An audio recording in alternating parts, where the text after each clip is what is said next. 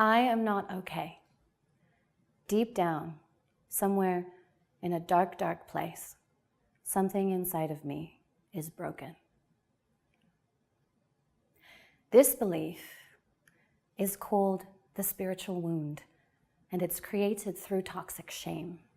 99% of people have toxic shame and a spiritual wound because it's hereditary, and the only way to break the cycle is to actually heal yourself so that the cycle stops with you. How toxic shame and the spiritual wound is created is really very simple to understand. As an infant and a young child growing up through childhood, we require a few essential things from our parents in order to be healed, whole, and complete. We need to be accepted by them in entirety, the good, the bad, and the ugly. All parts of us have to be okay. We need to be able to trust our caretaker's love, to know that it's going to always be there and never leave us. We need a lot of gentle physical touching and stroking. We need to be respected and taken seriously. We also need our mothers, or primary caretaker if it's not our mothers, to have their own sense of I amness, to have their own sense of identity, to know who they are on the inside. We need our mothers to understand the world and know their place within it and feel comfortable in their place within the world. We need our mothers to trust the world, to have a belief that everything is always going to turn out okay, rather than be distrusting of it. And we need our mothers to be comfortable with their bodies and feel relaxed within it. When this doesn't happen, when one of these things are missing, we become spiritually wounded and we start developing toxic shame. We receive the belief, who I am isn't good enough. And it might be directly through something that one of our parents says to us, but it might just be a look, an expression, a glance, a glimpse of disappointment in their eyes that we see. And that thought, who I am is not okay, is solidified deep within us. When that happens, there's a fracturing of the soul. The authentic self is found to be lacking. It doesn't get us our basic needs met. And so what happens is we take the authentic self, the original identity, and we put it on the back burner. Now, all of this happens unconsciously because this can happen as early as infancy. This is not a decision that we make. This is something that happens just by itself. Authentic self on the back burner. I'm going to recreate a new sense of identity that hopefully this time will get more of my needs met based on what we deem our parents want from us. As this fake sense of self continues to receive more and more validation, the separation between the authentic self and this new fake sense of self gets further and further apart. Sometimes we become so committed to the new fake sense of self that we forget that there was ever an original version of ourselves. And this is where imposter syndrome can come from. The more this is validated and the more toxic shame we have, we then turn into and become an adult that has a wounded inner child, a child that did not get its needs met. And there are a variety of different ways that a wounded inner child can contaminate adulthood. One of the ways that the wounded inner child can contaminate adulthood is through codependence. Codependence is when you lack your own individual sense of identity, and so you need to get it from outside of you. Now, it can come in the form of a relationship whereby you need another person to make you happy, to fulfill your needs, things like that. You know, you're a knight in shining armor, you need to be rescued. And taking over responsibility for other people's challenges or laying awake at night, feeling anxious about things that are going on with other people, codependence. Or it can be that need, that insatiable need to constantly get validated.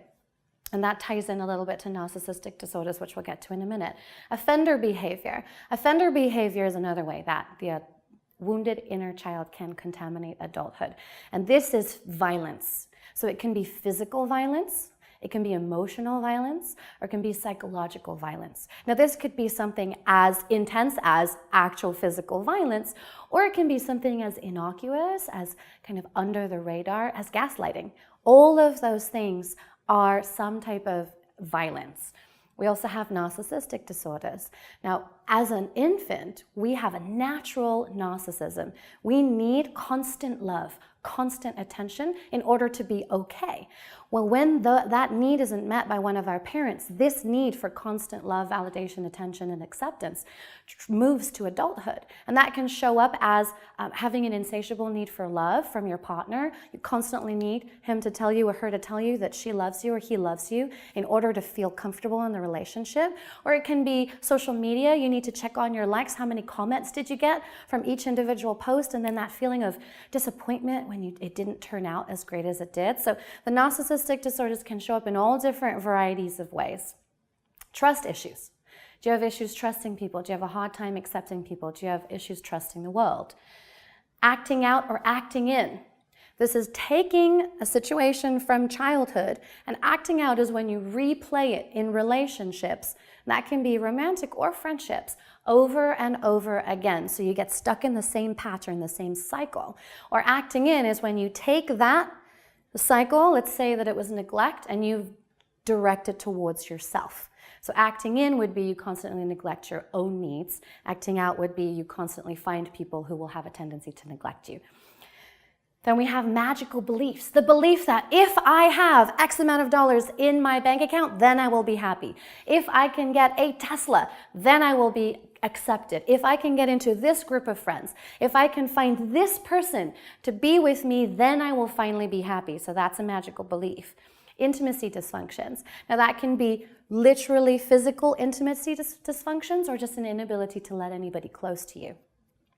Non-disciplined behaviors.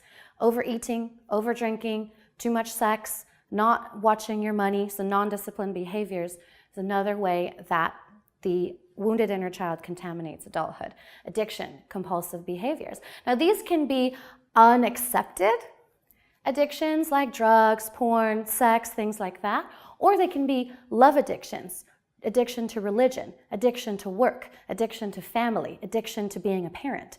Addiction can show up in a bunch of different ways.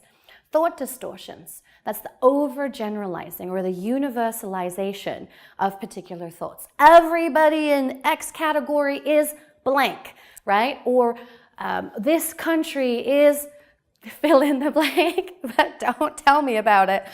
And then the last one is emptiness. So that just that sense that there's a void somewhere within you that you constantly try to fill up with stuff from the outside. That emptiness, that apathy, just a disconnection from life, from living. These are some of the ways, just some examples of how a wounded inner child can affect adulthood. And because it's not possible to go back in time and have your parents give you what you needed in order to become whole and healed, the only way to heal is to reparent yourself. When it's done right, you can create a sense of wholeness, a sense of contentment, a sense of I am fine just as I am. I can catch myself. I don't need nobody. But not in a resistance, angry kind of way. It's like, I don't need nobody, but come on in, everybody. The water's fine. And that's why I created Emotional Intelligence Society, because I believe truly that everybody deserves to feel whole. Everybody is capable of feeling whole. Whole is the new cool. Thank you.